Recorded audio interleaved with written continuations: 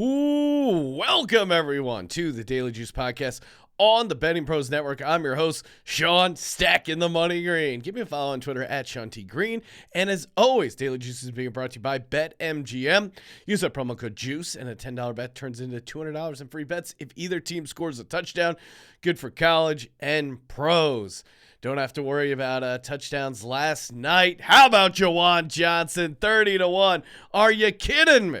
What a massive hit. Let's go. Yes, sir. Oh, man, that was awesome. So buried the lead there, but 3-2, up about, 30 units. Let's go. Man, that was fun. That game was, really weird game flow-wise. All right. Yeah, we'll get to it. And then for my picks, I got one NBA, one college football, and then one MLB. You'll never guess what side I'm on. All right, first up, get rid of the losers. Kyler passing yards didn't hit.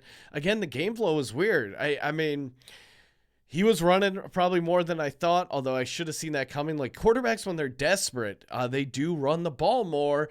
Should have seen that angle coming, but really like the back-to-back Andy Dalton pick sixes really kind of messed up the game flow because Arizona didn't have to press as much as on offense. They lost a couple of possessions, which obviously hurt some of the Kyler passing yards. Zach Ertz catches, that didn't hit. He had, what did he have? A couple there. He did get a catch on the 2-point conversion. Unfortunately, that doesn't count for the catch prop. That's annoying. He had a couple other targets. But again, like they didn't, I don't know. It was weird. I was watching the like all 22 view on Amazon Prime. Ertz had some opportunities there. Couldn't get it to him. Arizona -2. That felt pretty dang good. Got off to a slow start like Arizona always does. And then obviously the game change on Andy Dalton, 2 pick sixes. I knew he was always not that great in prime time, not that great on the road, banged up. But I didn't know about his 0-11, now 0-12 streak on primetime games. So I don't know why Kirk Cousins is the one catching all the flack. I don't know why. Oh, yeah, I don't know why Kirk Cousins is getting all the flack. Should be Andy Dalton. He is really the GOAT of fading in primetime games. Juwan Johnson, over 25.5 receiving yards. I mean, that cashes. That was certainly in a bit of a doubt there. The first play of the game, they pass it to Juwan Johnson. I'm like, yes, I knew it. Yeah, they're going to work him all day. And then nothing. And then obviously it worked out for us because, New Orleans was facing some pretty soft defenses, a lot of underneath stuff, very easy to work the way down the field. And then Juwan Johnson got involved in the goal line stuff. And then Juwan Johnson, that second touchdown. Oh, man, was that awesome. And I saw it coming like a mile away. There's a play right before he got stopped at the 1 yard line. I'm like, oh, I better throw the ball because if you don't want to run it because then you get tackled. The clock's going to run. It lofts it up to Juwan Johnson. Very athletic catch. Shout out to my boy, Juwan Johnson. Man, I'm going to be living off that one for a long time. Call him the next Cam Smith.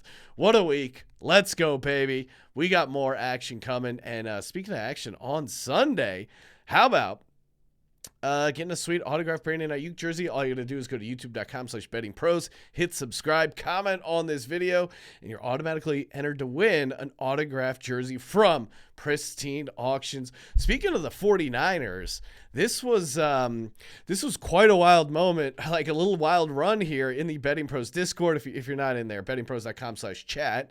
Hop in there because I got a 3 o'clock today, aka Friday, 3 o'clock Pacific, 6 o'clock East.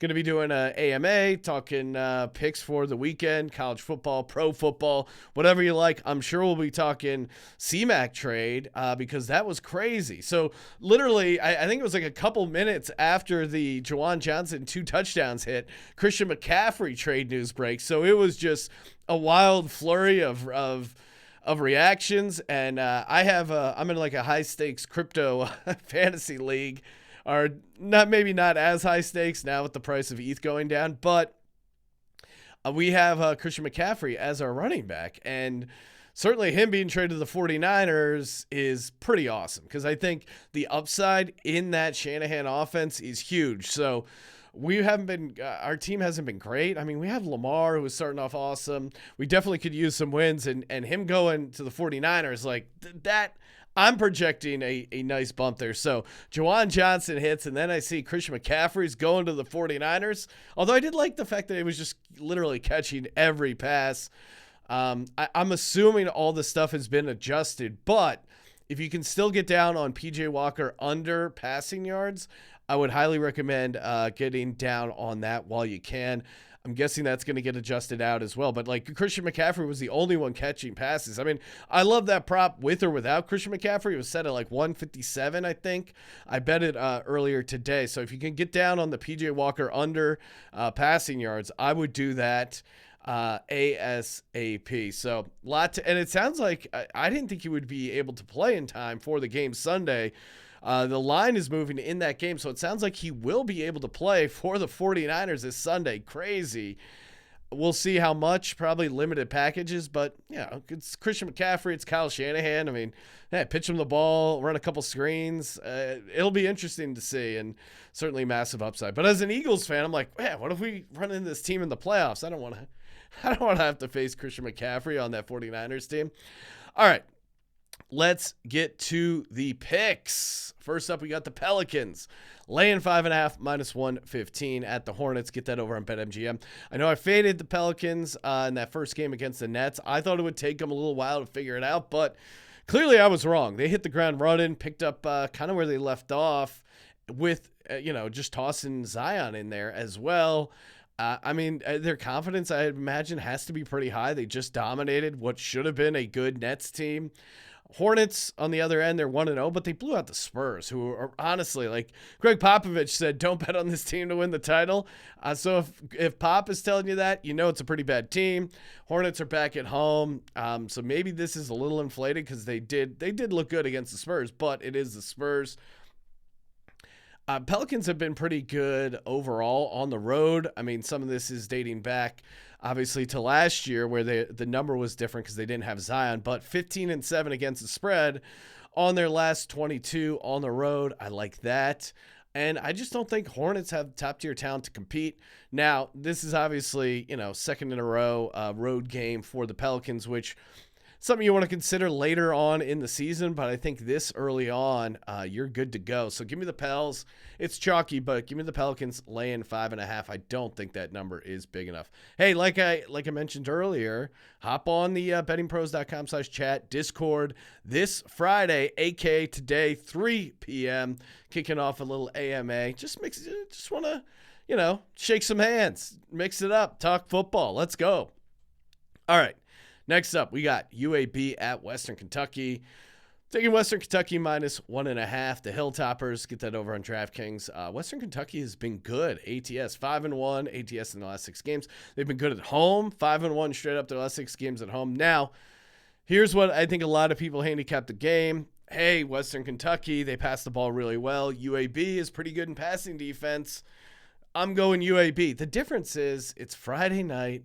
It's on the road for UAB. Now, Western Kentucky's passing offense is really, really good. It's not like just good. They're third in the country, averaging, 356 passing yards per game. Their offense overall is very good, 489 total yards per game, averaging 40 points per game. So I do think UAB is going to slow them down enough. However, I think the X factor here is that Western Kentucky's defense is a little bit better. Like they've been up and down this season. However, they've been pretty good as of late, and I think that could be the difference because I do think we might see a little bit of a stalemate on the offensive side for Western Kentucky, but I think their defense can keep them in this game. Last but not, I think it's going to be a close, fun game. I think the spread at -1.5 makes sense and suggests that, obviously. But I think it's going to come down to one final drive. Give me Western Kentucky at home with the home crowd laying 1.5.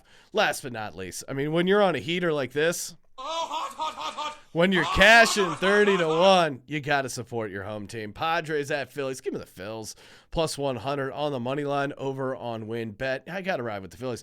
Little nugget here. Last time the Phillies lost a home playoff game, you got to go all the way back to October 7th, 2011. Now, some would point out that they weren't in the playoffs for a large portion of that streak, but still, that is a good streak. Baseball's all about mojo, right? And all the Phillies had to do was steal one in San Diego. Now, on the flip side, if San Diego really wants to flip this series, you come in and you rock Ranger Suarez. As a Phillies guy, I'm certainly worried.